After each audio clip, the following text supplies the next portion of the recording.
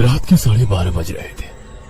कोल्हापुर में धाराशिव जाने वाली सीनियर कॉलेज के छात्रों की बस जंगल के रास्ते से गुजर रही थी।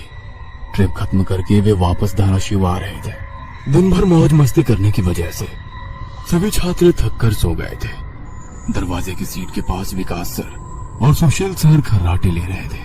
बस ड्राइवर विजय मामा भी नींद में बस चला रहे थे। उनके बगल वाली सीट पर प्यून पांडु मामा बैठे हुए थे कि तभी बस के सामने जंगली सुअरों का झुंड आया। विजय मामा ने बस जंगल में रोक दी। कुछ देर में जब रास्ता खाली हुआ तो बस फिर से चलने लगी। कुछ ही देर में विकास सर के पीछे ही दूसरी सीट पर बैठा श्याम नींद से जाग गया। श्याम की उम्र 21 साल थी। पढ़ाई में बहुत तेज था, लेकिन हमेशा अकेला रहने वाला। न किसी से बनती थी, न ही उसका कोई दोस्त था। वह दूसरी सीट पर अकेला बैठा हुआ था। सर, टॉयलेट जाना है। सर ने आधी आंखें खोलकर खिड़की से बाहर देखा। बस अभी भी जंगल में ही थी। थोड़ी देर बैठ जाओ, जब जंगल खत्म होगा तब मुझे उठा दो, मैं बस रोक दूंगा। वे बोले और फिर आंखें बंद कर सो गए। श्याम बस की खिड़की से बाहर देखने लगा और जंगल खत्म होने का इंतजार करने लगा। कुछ ही देर में जंगल खत्म हुआ और बस वीरान जगह पर आ गई। उसने विकास सर को जगा दिया और उन्होंने ड्राइवर से बस को रोकने के लिए कहा। जैसे ही बस रुकी, विकास सर बोले, किसी को टॉयलेट होना है तो अभी उतर जाओ, वरना बस सीधे धाराशिव जाकर ही रुकेगी। आवाज सुनकर पिछली सीट पर बैठा श्रीकांत नींद से जाग गया। विकास सर टॉर्च लेकर पहले बस से बाहर उतर गए। उनके पीछे पीछे श्याम और श्रीकांत भी उतरे और वो दोनों अलग अलग झाड़ी के पीछे टॉयलेट करने गए। श्याम टॉयलेट करके वापस आया, लेकिन श्रीकांत अभी भी नहीं आया था कि तभी श्रीकांत जोर से चिल्लाया। उसकी आवाज सुनकर विकास सर और श्याम उसकी ओर भागे, लेकिन तभी श्रीकांत झाड़ी से बाहर आया। क्या हुआ, क्यों चिल्लाए थे? कुछ नहीं सर, चप्पल से होकर कांटा पैर में चुभा। उसकी आवाज सुनकर ड्राइवर और प्यून भी नीचे उतरे थे।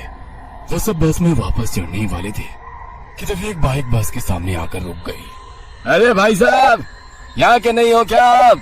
क्या आपको पता नहीं कि इस रास्ते पर लोगों को हमेशा चकवा लगता है? बाइक चलाने वाला बोला। चकवा नाम सुनकर विकास सर बोले, हाँ पता है, हम बस निकल ही रहे हैं। और वो सब बस में बैठ गए।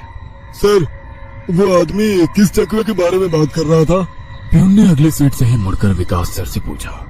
हिंदी में चकवा मतलब छलावा, छलावा मतलब भूत। कहते हैं जो लोग रात में सफर करते हुए मरते हैं, उनकी आत्मा छलावा बन जाती है। छलावा रात को सफर करते हुए यात्रियों को पकड़ लेता है और उन्हें अपने गंतव्य स्थल तक पहुंचने ही नहीं देता। वो बस उन्हें उसी जगह पर घुमाते रहता है।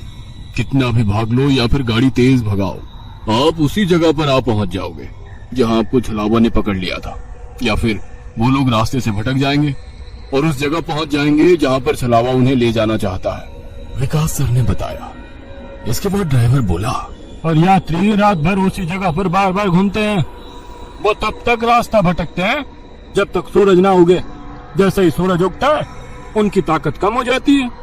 मेरे कुछ ड्राइवर दोस्त हैं, उनको भी छलावे ने पकड़ लिया था।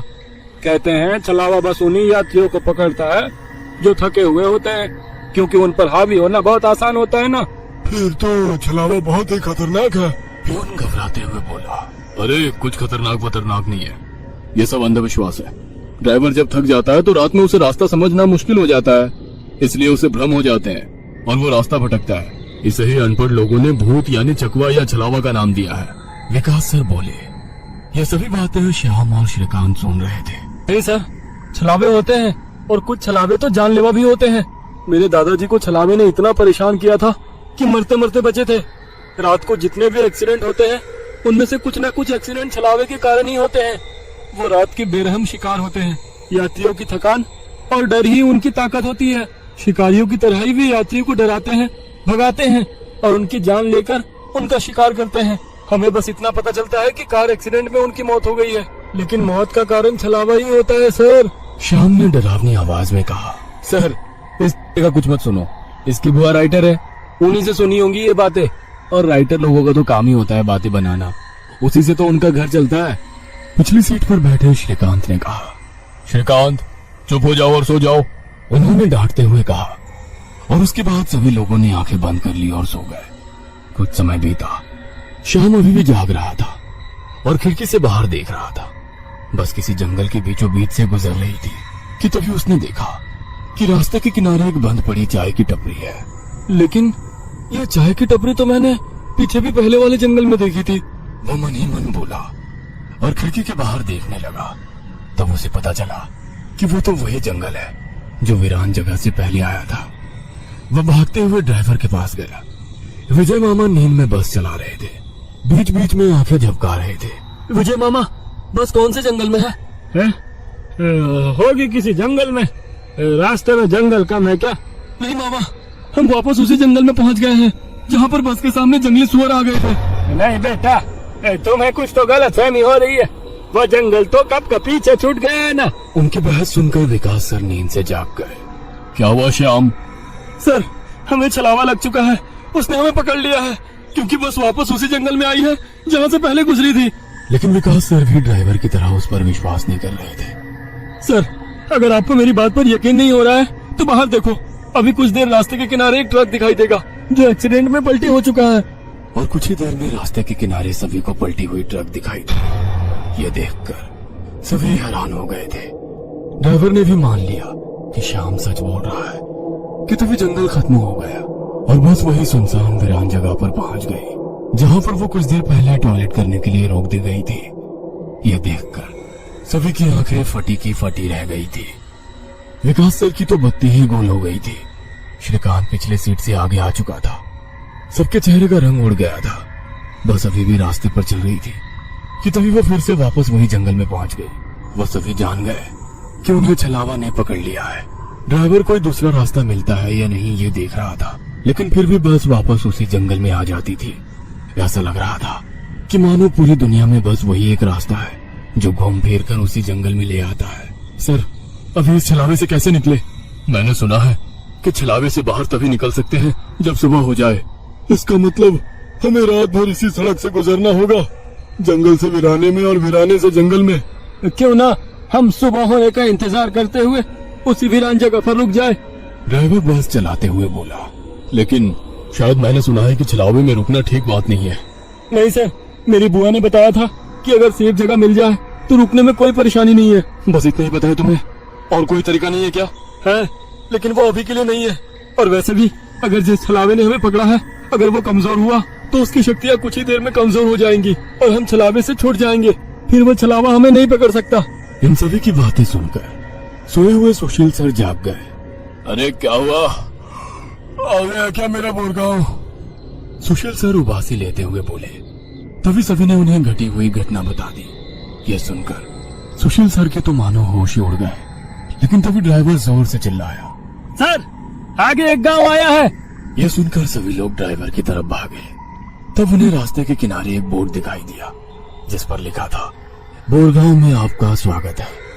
यह देख सुशील सर जोर से चिल्लाए, ये तो मेरा गांव है, लेकिन हम यहाँ इतने जल्दी कैसे पहुँचे? हमें तो कोल्हापुर से निकले मुश्किल से 2 घंटे हो गए हैं और मेरा गांव कोल्हापुर से 6-7 घंटे की दूरी पर। ये आपका गांव नहीं है सर, छलावा है। आपके मुंह से बोरगांव का नाम सुनकर छलावा हमें बोरगांव दिखाकर गुमराह कर रहा है। लेकिन अच्छा हुआ बोरगांव आ गया। मुझे लगता है कि हमें यहाँ पर सुरक्षित जगह ढूंढकर छिप जाना चाहिए। और सुशील सर के घर से ज्यादा सुरक्षित किसका घर हो सकता है? लेकिन सर, छलावे में एक जगह पर रुकना खतरे से खाली नहीं है और छलावा खुद में ही खतरा है। वो खुद में सुरक्षित जगह कैसे रख सकता है? तुझे मेरे से ज्यादा पता है क्या? बचपन से मैं भूतों के बारे में सुनते और पढ़ते आया हूँ। तू तय रहा। विजय मामा, बस सुशील सर के घर की तरफ ले चलो। सुशील सर ने ड्राइवर को अपने घर का रास्ता दिखाया।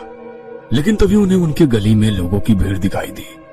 बस आगे नहीं जा सकती थी, इसीलिए उन्होंने बस दूर ही खड़ी कर दी। भीड़ में खड़े लोग जोर जोर से रो रहे थे और भीड़ का रुख सुशील सर के घर की तरफ ही था। भीड़ के रोने की आवाज सुनकर वे सभी लोग डर गए। सुशील सर बस से उतरे और भीड़ में घुस गए। उनके पीछे पीछे सभी भीड़ में घुस गए। वो सभी भीड़ को चीरते हुए सुशील सर के घर के सामने जा पहुंचे और आगे का नजारा देख उनकी रूह कांप उठी, क्योंकि जमीन पर खून से लथपथ 4 लाशें पड़ी हुई थी और वो लाशें थी सुशील सर के बीवी बच्चे की और उनके माता पिता की। उन सभी की किसी धारदार हथियार से गला काटकर हत्या कर दी गई थी। खुद के परिवार की लाशें देखकर सुशील सर का दिल सहम गया और वो रो पड़े। ये क्या हो गया? किसने मारा उन्हें? उन्होंने रोते हुए एक आंख वाले बूढ़े आदमी से पूछा। आज तुम्हारे बीवी ने चाकू से तुम्हारे बच्चे का और तुम्हारे माता पिता का गला चीरकर उन्हें मार डाला और फिर खुद का गला काट कर खुदकुशी कर ली। क्या? लेकिन क्यों? उसने ऐसा क्यों किया? अरे तुमने ही उसे ऐसा करने पर मजबूर किया होगा, वरना वो तो बहुत ही समझदार और नेक दिल इंसान थी। क्या शादी के इतने सालों बाद भी मैंने उसे कभी रुलाया नहीं है और आप मुझ पर इल्जाम लगा रहे हैं? तुमने ही उसे ऐसा करने पर मजबूर किया है। ये लो चाकू और अपनी जान देकर अपने गुनाह का प्रायश्चित कर लो। वैसे भी तुम अकेले इस दुनिया में जीकर क्या करोगे? खुद की जान दे दो, वरना उनकी आत्मा को कभी शांति नहीं मिलेगी। न जाने सुशील सर को क्या हुआ, वो उस आदमी की बातों में आ गए। ऐसा लग रहा था कि वो उसकी बातों से वश में आ गए थे। उन्होंने वो चाकू अपने हाथ में लिया और रोते हुए बोले, हाँ, मैं प्रायश्चित करूंगा, मैं अपनी जान दूंगा। वैसे पास खड़े ड्राइवर ने उन्हें रोका। अरे सर, ये आप क्या कर रहे हो? ये सब छलावा है, आपका परिवार नहीं है। आपका परिवार घर पर सुरक्षित है। तभी एक आंख वाला आदमी बोला, तूने अगर एक लफ्ज भी आगे कहा तो तुम्हें पकड़कर गांव के बीचों बीच सूली पे चढ़वा देंगे। यह सुनकर ड्राइवर डर गया और चुप बैठ गया। सुशील सर ने जमीन पर बैठकर चाकू की धार अपने गले पर रखी। सर, ऐसा मत करिए, ये सब कुछ छलावा है, इसके चंगुल में मत फंसिए सर। लेकिन फिर भी सर होश में नहीं आ रहे थे, इसलिए प्यून ने गुस्से में आकर उनको चांटा मारा। तब जाकर वो होश में आ गए और उन्होंने चाकू नीचे फेंक दिया। ये देख एक आंख वाला आदमी गुस्सा हो गया। भाइयों, इन लोगों को भीड़ से बाहर निकाल दो, इन्हें हम बाद में देखेंगे, पहले इस सुशील के बच्चे को पकड़ लो। ये सुनकर भीड़ में खड़े लोगों ने सभी को भीड़ से बाहर कर दिया। श्रीकांत, विकास सर, प्यून और ड्राइवर भीड़ के अंदर घुसने की कोशिश कर रहे थे, लेकिन अंदर घुस नहीं पा रहे थे। सुशील सर के हाथ पैर बांधकर उन्हें जमीन पर बिठाया गया। सुशील सर अपने जान की भीख मांग रहे थे। मुझे कोई बचाओ, विकास सर, पांडु मामा, मुझे प्लीज बचाओ, मुझे बचाओ। वो चिल्ला रहे थे कि तभी एक आंख वाले आदमी ने चाकू से सुशील सर का गला काटा और उनका सर धड़ से अलग कर दिया। उसने उनका सर हाथ में पकड़ा और भीड़ के बाहर हवा में फेंक दिया। वो सीधे श्रीकांत और श्याम के सामने आ गिरा। वो दोनों चीखे। तभी एक आंख वाला आदमी बोला, भाइयों, इन शहरी लोगों ने सुशील को बचाने की जरूरत की है, उन्हें भी पकड़कर उनका गला काट दो। वैसे भीड़ में खड़े लोग इन सब लोगों की तरफ मुड़े। वो गुस्से से इनकी तरफ देख रहे थे। तभी उन्हें बस के हॉर्न की आवाज आई। जल्दी से भागो, जल्दी करो। कुछ ही दूर बस में बैठे ड्राइवर मामा चिल्लाए। उनकी आवाज सुनते ही श्याम, श्रीकांत, विकास सर और प्यून बस की तरफ भागे। भीड़ उनका पीछा कर रही थी। ये सभी लोग जैसे तैसे बस में चढ़ गए। गांव वालों ने बस पर पथराव किया।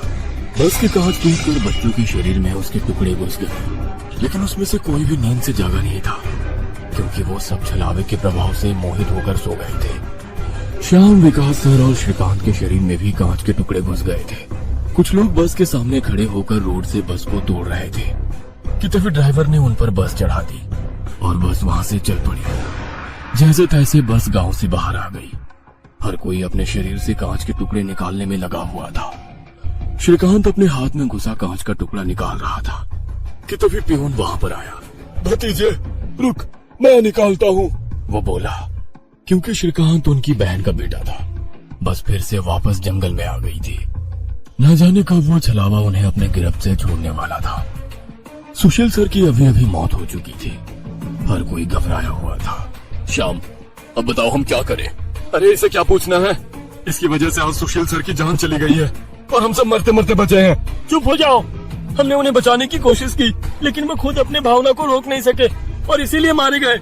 इसमें मेरी कोई गलती नहीं है। श्याम सफाई देते हुए बोला, लेकिन अब हम क्या करें? हमें बस सुबह होने का इंतजार करना होगा और बिना कहीं रुके बस चलाते रहना होगा। अरे लेकिन बस में इतना डीजल भी नहीं है कि सुबह होने तक चले। अगर बस का डीजल सुबह से पहले खत्म हो गया तो हम इस छलावे का शिकार हो जाएंगे। हाँ, ये भी है। ये छलावा तो मेरे सोच से ज्यादा ताकतवर निकला। आज अमावस्या है, शायद ये अमावस छलावा है। बुआ कहती थी कि छलावे के बहुत से प्रकार हैं, जिससे सबसे खतरनाक अमावस छलावा होता है। ये सिर्फ और सिर्फ अमावस की रात शिकार करने के लिए बाहर निकलता है। इसे अकेले 2 या 3 लोगों के शिकार करना पसंद नहीं है। जहाँ पर यात्री बहुत सारी संख्या में होते हैं, बस उन्हीं पर यह छलावा हावी हो जाता है। वो सबसे पहले सबसे ज्यादा कमजोर और सफर में थके हुए इंसान को ढूंढता है, उन्हें डर दिखाता है, और जब उसकी डर से मौत हो जाती है तो उसके शरीर पर कब्जा करता है और बाकी यात्रियों के बीच में रहकर उन्हें गुमराह करता है। उन्हीं छलावे में बस घूमता रहता है और जब सभी यात्री थक जाते हैं तो अब उनका शिकार करता है। और मेरे हिसाब से हम जिस छलावे के चंगुल में फंसे हैं वो अमावस छलावा ही है, और वो भी हमारे बीच में ही है। श्याम डरावनी आवाज में बोला। यह सुनकर सभी के होश उड़ गए थे। वो सब तो ठीक है, लेकिन अब हम इस छलावे से बाहर कैसे निकले? ड्राइवर ने पूछा। इस पर श्याम ने कहा, अब केवल एक ही उपाय है, लेकिन इसमें खून बहने के चांसेस हैं। हाँ, क्या है वो उपाय? छलावा अभी भी हमारे बीच किसी मृत शरीर पर कब्जा करके बैठा है। हमें उसे ढूंढना होगा और उसे मारना होगा, क्योंकि उसकी आत्मा मृत शरीर से ज्यादा मजबूती से चिपकी नहीं होती। जैसे ही हम उसको मारेंगे, उसकी आत्मा मृत शरीर छोड़ देगी और फिर वो किसी मृत शरीर में घुस नहीं सकेगी, क्योंकि एक अमावस छलावा एक रात सिर्फ एक ही मृत शरीर पर कब्जा कर सकता है। लेकिन हम में से ये छलावा है कौन? वो पीछे सोए हुए स्टूडेंट के शरीर में नहीं है, क्योंकि वो होश में नहीं है। वो हम 5 में से एक है। क्या? लेकिन हम सब तो जिंदा हैं। नहीं, हम में से एक पहले ही मर चुका है। उसे छलावे ने मार डाला है और उसके शरीर पर कब्जा कर लिया है। कब्जे के बाद मृत शरीर बिल्कुल एक जिंदा आदमी लगता है, क्योंकि छलावा अपने ताकत से जिंदा इंसान की नकल करता है। लेकिन वो है कौन? वैसे श्याम गंभीर हो गया और उसने श्रीकांत की ओर देखा। बस अभी भी जंगल के रास्ते चल रही थी। ड्राइवर बस चलाते चलाते पीछे हो रही बातचीत सुन रहा था, क्योंकि उसे पता था कि अगर बस रुकी तो छलावा उसे निगल जाएगा। बस में सन्नाटा छाया हुआ था। हर कोई श्याम के मुंह से छलावे का नाम सुनना चाहता था कि तभी श्याम बोला, ये श्रीकांत ही छलावा है। ये क्या बकवास कर रहे हो तुम? होश में तो हो? माना कि तुम्हारी बुआ ने बहुत सारी भूतों की किताबें लिखी है, उसका मतलब ये तो नहीं कि तुम कुछ भी बोलोगे और हम सुनते रहेंगे। मेरा विश्वास करो, सब श्रीकांत ही छलावा है। जब ये वीरान जगह पर झाड़ी के पीछे गया था, तब मैंने इसे किसी साए की ओर घूरते हुए देखा था। जब मैं देखने के लिए आगे बढ़ा, तभी मेरी चप्पल में कांटा चुभने की वजह से मेरी चीख निकल गई और वो साया वहाँ से गायब हो गया। शायद तभी उसने श्रीकांत को पकड़ा होगा और उसके शरीर पर कब्जा किया होगा। जल्दी से इसे मार डालो, वरना ये भाग जाएगा। ये सुनकर सभी के होश उड़ गए, लेकिन उसकी बात में कुछ तो वजन था। श्याम, जबान संभाल कर बात कर। भतीजा है ये मेरा, अगर इसको किसी ने हाथ भी लगाया तो मार डालूंगा। हाँ। प्यून गुस्से में बोला, सर जी, इस पांडु की मत सुनिए। मुझे भी लगता है कि यही छलावा है, क्योंकि हम सभी ने झाड़ी से आती श्याम की चीख सुनी थी। श्याम बिल्कुल सच कह रहा है। ड्राइवर बस चलाते हुए बोला, अरे शक की सुई तो इस श्याम पर भी है। यह भी तो झाड़ी के पीछे गया था और दिखाई नहीं दे रहा था। ऊपर से यह विकास हम दोनों की नजर से दूर था। शायद इसे ही छलावे ने बस के नीचे खींच लिया और वही मार डाला। तो ये दोनों क्यों नहीं हो सकते छलावा? प्यून ने कहा। अरे मैं जिंदा हूँ, मैं छलावा नहीं हो सकता। श्याम ने कहा, हाँ हाँ, और ये श्याम हमारी कब से मदद कर रहा है। ये छलावा होता तो हमारी मदद क्यों करता? और बचे तुम तो ड्राइवर के बाजू में ही थे, इसलिए ये श्रीकांत ही छलावा है। विकास सर जोर से बोले, अरे सर, इस पे उनको छोड़ो। आप सीट के नीचे से रॉड निकालो और उस छलावे का सर फोड़कर मार डालो। ड्राइवर बस चलाते हुए बोला। ये सुनकर श्रीकांत डर के मारे भी उनके पीछे चिप गया। विकास सर ने सीट के नीचे से लोहे की रॉड निकाली। उन्होंने उन्हें रोकने की कोशिश की, लेकिन विकास सर ने उन्हें धक्का मारा और रॉड श्रीकांत के सर पर मारी।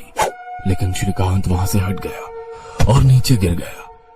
वो रॉड से दूसरा हमला करते कि तभी प्यून ने पीछे से रॉड पकड़ी और विकास सर के हाथों से रॉड खींचकर उन्हें खिड़की पर धकेल दिया और उनके सर में रॉड दे मारा। विकास सर हाथों से सिर पकड़कर वहीं तड़पते रह गए। उनके सर से खून निकल रहा था और कुछ ही देर में उन्होंने अपना दम तोड़ दिया। ये देख श्याम चिल्लाया, विजय मामा, जल्दी से पीछे आइए, इन दोनों ने विकास सर को मार डाला। यह सुनकर ड्राइवर ने बस बीच जंगल में रोक दी और वो पीछे भागते हुए आया। उसने पियून के हाथों से रॉड छीना और उसे धक्का दे दिया। तुम नहीं सुनोगे, इसलिए पहले मुझे तुम्हें ही मारना होगा। ड्राइवर गुस्से में पियून से बोला और वो पियून के सर पर रॉड से हमला करता कि इससे पहले ही पियून ने कांच का नुकीला टुकड़ा तोड़कर ड्राइवर के पेट में घोंप दिया। ड्राइवर जोर से चिल्लाया और नीचे गिर गया कि तभी बस के बाहर से भीड़ की आवाज सुनाई देने लगी। रास्ते के बीचों बीच बस लगाई है इन्होंने। कोई तेजी से चलती गाड़ी इस बस से टकराई तो क्या होगा? बाहर निकालो इन लोगों को और सजा दो इन्हें, सजा दो। बस के बाहर से आवाज आई और बस पे पथराव होने लगा।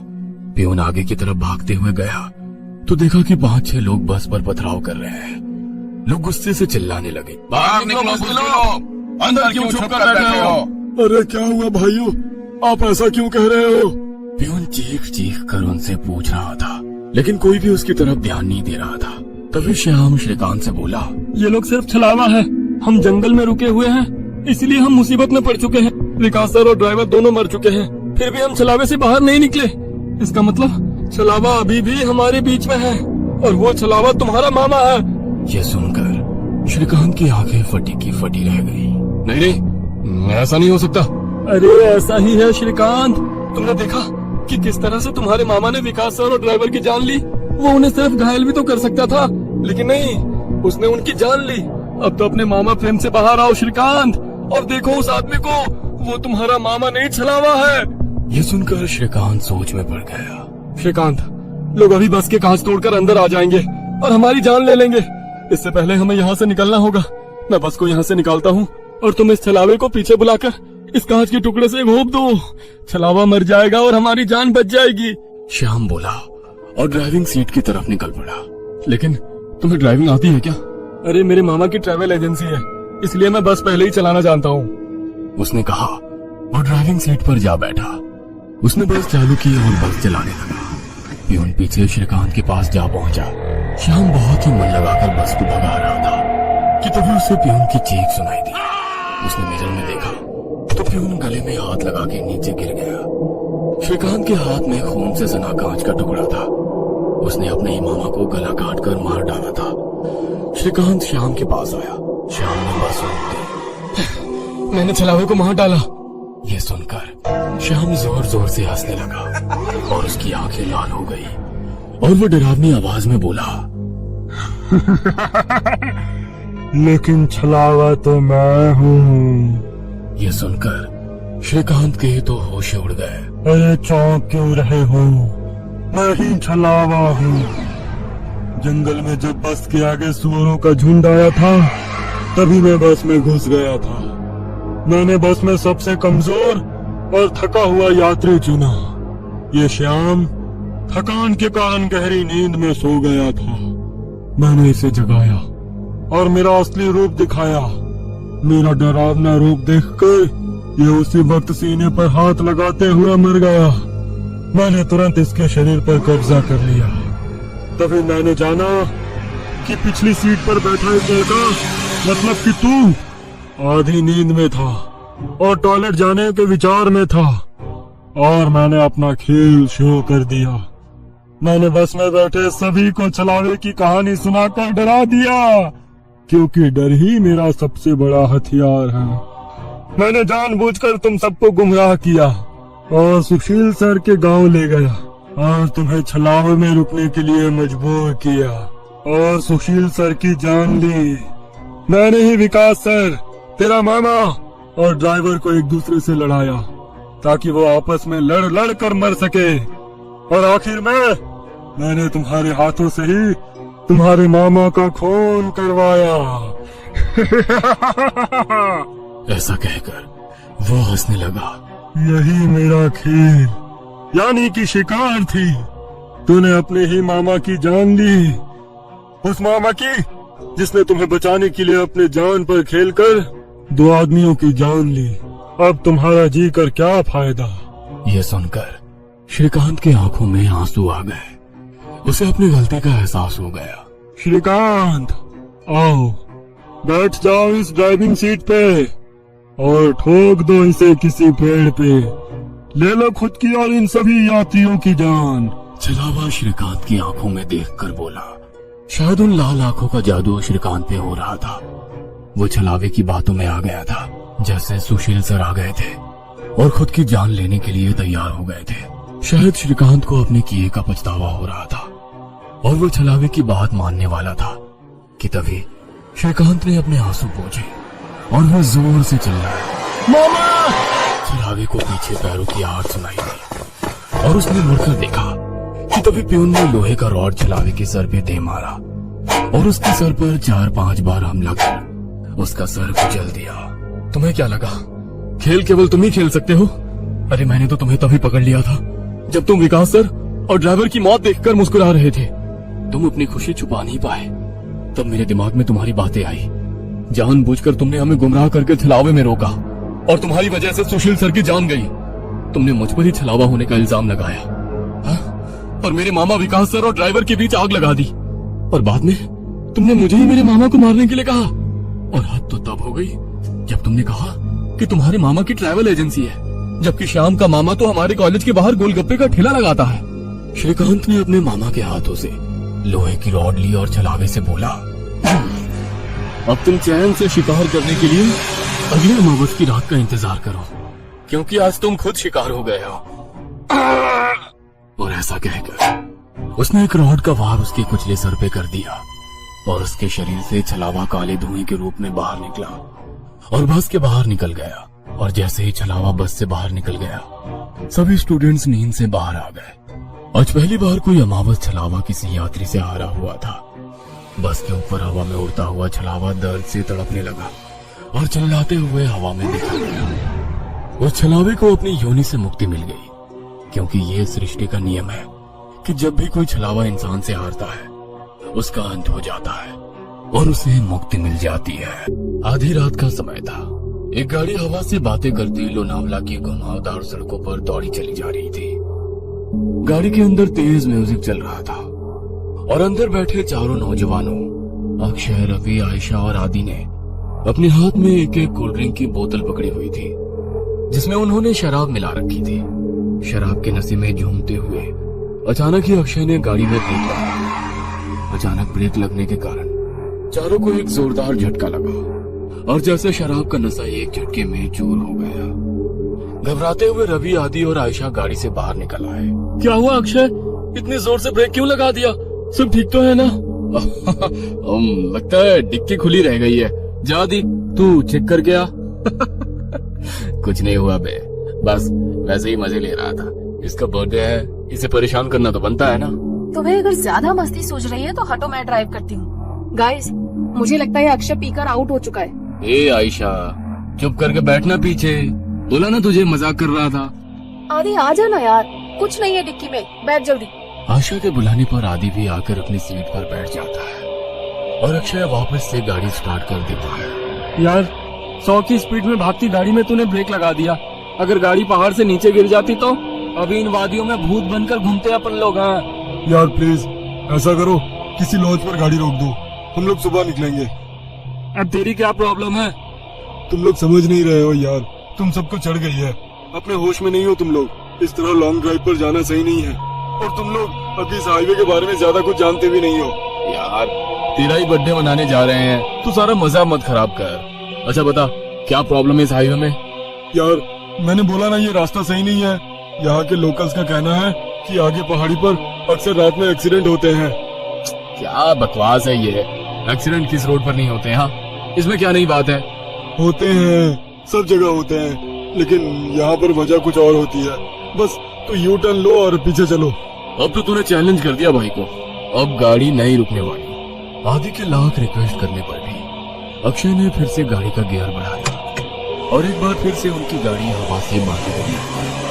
आदि की बातें भूलकर बाकी के दोस्त भी अंग्रेजी गाने की धुन पर आंख बंद करके थिरक रहे थे, लेकिन आदि अभी भी अक्षय के साथ आगे की सीट पर थोड़ा सिकुड़ा सहमा सा बैठा हुआ था। रात का सन्नाटा हर गुजरते पल के साथ गहराता जा रहा था। रात के तकरीबन 2 बज गए थे। पीछे की सीट पर बैठे बैठे रवि अब झपकियां लेने लगा था। तभी एक बार फिर से अक्षय ने जोरदार ब्रेक लगा दिया तो गाड़ी जाकर सड़क किनारे लगे पेड़ से जा टकराई। अक्षय, तुम्हारा दिमाग खराब हो गया क्या? ये क्या मजाक लगा रखा है बार बार। अब तुम चुपचाप ड्राइविंग सीट से उतरो, नहीं तो अच्छा नहीं होगा। अरे यार कोई मजाक नहीं है, मेरी गाड़ी के सामने अभी अभी ना जाने कहां से एक लड़की आ गई थी। अच्छा, तो अब कहाँ गई वो लड़की? मुझे तो यहाँ कोई लड़की नजर नहीं आ रही। मेरा यकीन करो आयशा, गाड़ी के सामने एक लड़की थी, उसे देखकर ही मैंने ब्रेक लगाया तो गाड़ी डिसबैलेंस होकर इस पेड़ से जा टकराई। ट्रस्ट मी, मैं कोई मजाक नहीं कर रहा। रात के 2 बज रहे हैं, इतनी रात को इस सुनसान सड़क पर कोई लड़की क्यों घूमेगी? और अगर तुम्हारी बात मान भी ले कि यहाँ कोई लड़की थी, तो अब वो लड़की कहाँ है? आदि, तुम तो अक्षय के साथ ही बैठे थे ना, तुम्हें कोई लड़की दिखाई दी? मुझे तो कोई लड़की दिखाई नहीं दी, पता नहीं अक्षय क्या कह रहा है। मुझे कुछ समझ में नहीं आ रहा है यार, लड़की अचानक कहाँ गायब हो गई। समझ लो हमारा एक्सीडेंट होते होते बचा है अभी। आदि, आयशा और अक्षय गाड़ी से नीचे उतरकर बातें कर रहे थे और रवि सब कुछ अनसुना करके चैन की नींद सो रहा था। इसे देखो, अभी गाड़ी खाई में गिर जाती तो ये सोते सोते कुंभकर्ण ऊपर पहुँच जाता। इसीलिए बोलती हूँ, लिमिट में पिया करो। अब तू सही कह रही है, शायद मुझे चढ़ गई है। मैं पीछे बैठता हूँ, अब तू ड्राइव कर ले। ना बाबा ना, अब तो मेरी आंखें नींद से भरी हो रही हैं। तो ये चला गाड़ी, लेकिन अब ध्यान से चलाना। अक्षय एक बार फिर से ड्राइविंग सीट पर बैठ गया और आयशा पीछे बैठकर झपकियां लेने लगी। कुछ देर बाद, यार आदि, मुझे ऐसा लग रहा है हम बार बार उसी रास्ते पर आ रहे हैं, सब गोल गोल घूम रहा है यहाँ, वही पेड़ वही पहाड़। मुझे सच में चढ़ गई है क्या यार? तू एक बार लोकेशन चेक करना। भाई पहाड़ एक जैसे ही होते हैं, इसमें क्या अलग होगा? आदि अपना मोबाइल निकालता है, लेकिन मोबाइल में कोई नेटवर्क ही नहीं आ रहा था। यार मेरे फोन में नेटवर्क ही नहीं है। तभी अक्षय को गाड़ी की लाइट्स में सामने एक आदिवासी पहनावे वाली लड़की दिखाई देती है। लगता है मुझे फिर से वहम हो रहा है। अगर अब मैंने ब्रेक लगाया तो ये सब मिलकर मुझे ही पहाड़ से नीचे फेंक देंगे। अक्षय लड़की की ओर गाड़ी बढ़ाने लगता है। अरे तुझे दिखाई नहीं दे रहा? सामने कोई लड़की है, उसे गाड़ी से उड़ा ही देगा क्या? आदि की बात सुनकर अक्षय लड़की से कुछ दूरी पर ही गाड़ी रोक देता है। अक्षय, अचानक ये लड़की कहाँ से आ टपकी? चुपचाप गाड़ी आगे बढ़ा, मुझे कुछ ठीक नहीं लग रहा है, बाहर मत निकलना। अरे यार, बहुत घबराई हुई लग रही है और रात भी हो रही है, देखने तो देख क्या बात है। मैं बोल रहा हूँ ना, ये रास्ता सही नहीं है यार, यहाँ पर अक्सर लोगों को छलावा लग जाता है। तो फिर शुरू हो गया। तभी वो लड़की दौड़ते हुए उनकी गाड़ी के पास आ जाती है। मुझे भूलनपुर तक छोड़ दो साहब, आपकी बड़ी मेहरबानी होगी। क्या बात है, डरी हुई क्यों लग रही हो? साहब, वो लोग मेरे पीछे लगे हैं, आप बस जल्दी से यहाँ से चलो, नहीं तो कुछ भी हो सकता है। लड़की की बात सुनकर अक्षय गाड़ी का दरवाजा खोल देता है और लड़की आकर आयशा के बगल में बैठ जाती है। आपका बहुत बहुत शुक्रिया साहब, आज तो मैं बाल बाल बची हूँ। आपको पता नहीं है साहब, इतनी रात गए इधर निकलना सही नहीं है। यहाँ रात गए अपने शिकार की तलाश में छलावा घूमता है। कहते हैं जिसके ऊपर छलावा की नजर पड़ जाए फिर वो नजर बांध देता है, उसके बाद आप वही देखोगे जो वो आपको दिखाएगा। लेकिन तुम भाग क्यों रही थी? कौन था तुम्हारे पीछे? साहब, मैं छलावा के पकड़ में आ गई थी, बड़ी मुश्किल से अपनी जान बचाकर भागी हूँ। लड़की अभी अपनी कहानी सुना ही रही थी कि सामने से कुछ लोग मशाल लेकर सड़क के बीचों बीच खड़े हो जाते हैं। अरे ये लोग ऐसे सड़क घेर कर क्यों खड़े हो गए हैं? कौन है ये लोग? ओ शिट, हॉर्न बजा जल्दी। इन लोगों पर हॉर्न का कोई असर नहीं पड़ रहा यार, एक तो घुरे ही जा रहे हैं और अपनी जगह से टस से मस तक नहीं हो रहे हैं। मुझे तो बहुत गुस्से में लग रहे हैं। क्या करूं, पतली सी सड़क है, अगर ये सामने से नहीं हटे तो गाड़ी रोकनी पड़ेगी। गाड़ी रोकते ही कहीं इन्होंने हम पर हमला कर दिया तो? साहब, ये आदमी नहीं है, आप बस गाड़ी मत रोकना, अगर इन्होंने हमें पकड़ लिया तो अच्छा नहीं होगा, हम में से कोई नहीं बचेगा। क्या मतलब है तुम्हारा? मैं उन पर गाड़ी चढ़ा दूं? नहीं नहीं, ये मुझसे नहीं हो पाएगा। अक्षय की गाड़ी धीरे धीरे उस भीड़ के नजदीक पहुंच रही थी। भीड़ में खड़े लोगों के हाथों में जलती हुई मशाल और लाठी डंडे दिखाई पड़ रहे थे। इसके साथ ही उनके चेहरे पर गुस्सा भी साफ साफ देखा जा सकता था। जैसे ही गाड़ी उस भीड़ के नजदीक पहुंचने को हुई, अचानक ही अक्षय को दाईं ओर एक मोड़ दिखाई दिया और उसने गाड़ी उधर ही घुमा दी। अब गाड़ी उस सुनसान रास्ते पर दौड़ती चली जा रही थी। अचानक ही आयशा की नींद टूट जाती है। अरे यार, ये लड़की कौन है और ये कहाँ आ गए हम लोग? यार आयशा, हम अपनी आंखों से छलावा देखकर आ रहे हैं, बस लास्ट मोमेंट पर अक्षय ने इस रोड पर गाड़ी घुमा ली, नहीं तो पता नहीं आज क्या होता। मुझे तो अभी तक सोच सोच कर ही घबराहट हो रही है। ये सब हमारे साथ क्या हो रहा है? मुझे कुछ समझ नहीं आ रहा। हम लोग अभी एग्जैक्टली है कहाँ, कुछ पता है? आशा के इतना कहते ही अक्षय को सड़क पर एक बोर्ड दिखाई देता है। ये देख, सामने बोर्ड पर लिखा है लोनावला 60 किलोमीटर। लो, हम तो बस 1 घंटे में लोनावला पहुंचने वाले हैं। लेकिन लोनावला पहुंचने में तो 8 घंटे लगते हैं ना। इतनी जल्दी हम लोग लोनावला कैसे पहुंच सकते हैं? आखिर ये कौन सा रोड है जो इतनी जल्दी वहाँ पहुंचा रहा है? वेट, मुझे ऐसा क्यों लग रहा है कि हमारी ये ट्रिप कुछ अनयूजुअल सी हो गई है। रवि सोए ही जा रहा है। इतना कुछ हो गया लेकिन इसकी नींद ही नहीं खुल रही है। आधी रात को तुम्हें ये लड़की मिल जाती है, फिर ये पता नहीं कौन सा नया रास्ता मिल जाता है, और अब तुम कह रहे हो लोनावला बस 60 किलोमीटर बचा है। I can't believe it. कुछ तो गड़बड़ हो रही है हमारे साथ। क्या यार आयशा, तू तो मजे से नींद में झपकियां ले रही थी ना। अगर तूने वो मशाल और हथियार वाले लोग देखे होते तो तुझे भी यकीन हो जाता। अक्षय ने जो उस मोमेंट पर किया वो सही किया, कुछ अनयूजुअल नहीं है। मैं अक्षय को गलत नहीं बता रही हूँ, लेकिन मुझे यकीन नहीं है कि ये रास्ता सही है। आयशा, आदि और अक्षय के बीच बहस चल रही थी कि उन्हें सड़क के किनारे एक ढाबा दिखाई देता है। चलो इस ढाबे पर उतरकर पता करते हैं कि ये रास्ता कहाँ जाता है। नहीं साहब, मैं गाड़ी से नीचे नहीं उतरूंगी, आप लोग जाइए। मैं यही ठीक हूँ। मुझे बहुत डर लग रहा है। मुझे भी लगता है कि हमें यहाँ पर नहीं उतरना चाहिए। जहाँ तक मुझे पता है इस पहाड़ी रास्ते पर कोई ढाबा नहीं है, फिर ये ढाबा अचानक कहाँ से आ गया? अरे यार चलो ना, तुम लोग हर काम बिगाड़ते क्यों रहते हो? कुछ खाने को मिल जाए तो ले लेंगे, फ्रेश भी हो लेंगे। ये रवि तो उठ ही नहीं रहा है, इसके लिए भी कुछ पैक करा लेंगे। आदि और अक्षय के कई बार समझाने पर भी आयशा और वो लड़की गाड़ी से उतरने के लिए तैयार नहीं हुई, इसलिए वो दोनों ही ढाबे के अंदर पहुंच जाते हैं। वहां पहुंचकर अक्षय सिगरेट सुलगा लेता है। आदि, सिगरेट पिएगा? दूर रख इसे, पहले ही शराब पी रखी है, ऊपर से ये सिगरेट। पागल मत बन अक्षय, तुझे गाड़ी भी चलानी है। अरे वो तो कब की उतर गई भाई। कोई है? अरे भाई कुछ मिलेगा खाने के लिए? अक्षय के कहीं बाहर आवाज लगाने पर एक रहस्यमयी सा दिखने वाला आदमी अंदर से बाहर आता है। कुछ खाने के लिए है? अक्षय की बात सुनकर वो आदमी एक प्लेट में दाल चावल निकालकर उसकी ओर बढ़ा देता है। छी, ये कैसे खाना है? इसमें तो कीड़े रेंग रहे हैं। खाओ चुपचाप, हम भी कई दिनों से भूखे हैं। अब तुम आ गए हो, अब हमारी भूख भी मिट जाएगी। उस आदमी की रहस्यमयी बातें सुनकर अक्षय बहुत घबरा जाता है। अक्षय उस आदमी को धक्का देकर वहां से भागते हुए गाड़ी की तरफ आ जाता है। आदि चल यहाँ से, ये आदमी मुझे कुछ ठीक नहीं लग रहा है। यहाँ रुकना सही नहीं है। कहाँ तक भागोगे?